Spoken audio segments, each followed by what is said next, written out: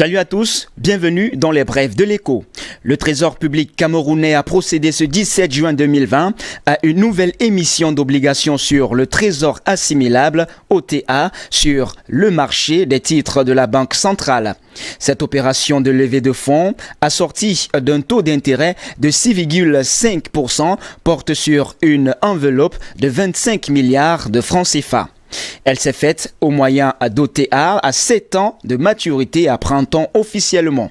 Cette 6e émission d'OTA est la dernière d'un programme de mobilisation de financement de moyen et long terme lancé par le gouvernement camerounais sur le marché des titres de la BEAC afin de lever une enveloppe globale de 220 milliards de francs CFA. Depuis le démarrage effectif de ce programme au mois d'avril 2020, le Cameroun avait déjà levé 201,7 milliards de francs CFA. Il ne restait donc plus que 18,3 milliards de francs CFA à mobiliser au cours de l'opération du 17 juin 2020 pour boucler ce programme de recherche de financement destiné à la réalisation de projets d'infrastructure dans le pays. La Société des eaux minérales du Cameroun, SEMC, entreprise listée sur la bourse unifiée de l'Afrique centrale, a clôturé l'année 2019 par un résultat net d'un peu plus de 79 millions de francs CFA. Cette filiale du brasseur SABC renoue ainsi après 3 années successives de pertes, soit moins 316 millions de francs CFA en 2016, moins 936 millions en 2017 et moins 799 millions en 2018 qui ont fait craindre une dissolution anticipée de la société conformément au règlement OHADA. Après la décision des actionnaires de ne pas dissoudre l'entreprise, la SEMC sort donc la tête de l'eau. Mais ses performances au cours de l'exercice clos au 31 décembre 2019 ne regroupent pas les attentes des actionnaires. En effet, au cours d'une assemblée générale mixte de cette entreprise tenue le 15 mai 2019 à Douala, les actionnaires projetaient un résultat net 2019 de l'ordre de 410 millions de francs CFA. Ces projections étaient assises sur une progression des ventes des différents formats de sa marque d'eau baptisée Vital. Concrètement, l'entreprise tablait sur une augmentation de ses ventes de 21% en 2019 ainsi qu'une hausse de la production d'environ 35%. Autant de performances opérationnelles qui n'ont visiblement pu être réalisées. Résultat des courses, la toute première entreprise cotée en bourse en Afrique centrale enregistre en 2019 un résultat net 5 fois inférieur à ses prévisions.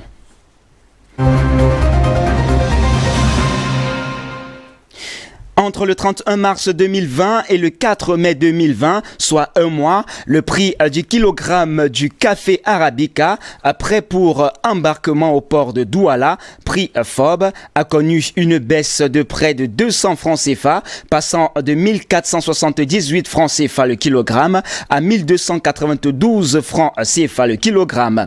Les acteurs n'expliquent pas les raisons de ces décotes.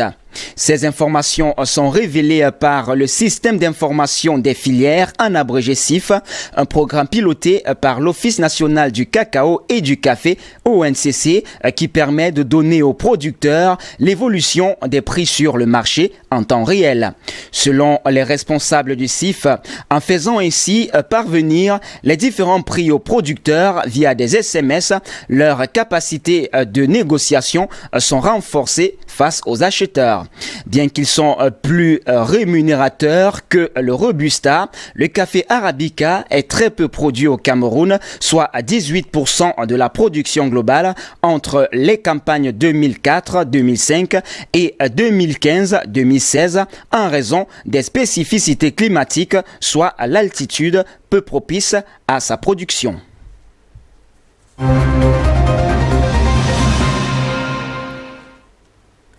L'horizon s'assombrit davantage pour la filière sylvicole au Cameroun après une année 2019 morose, marquée notamment par une baisse d'activité de 2,4%.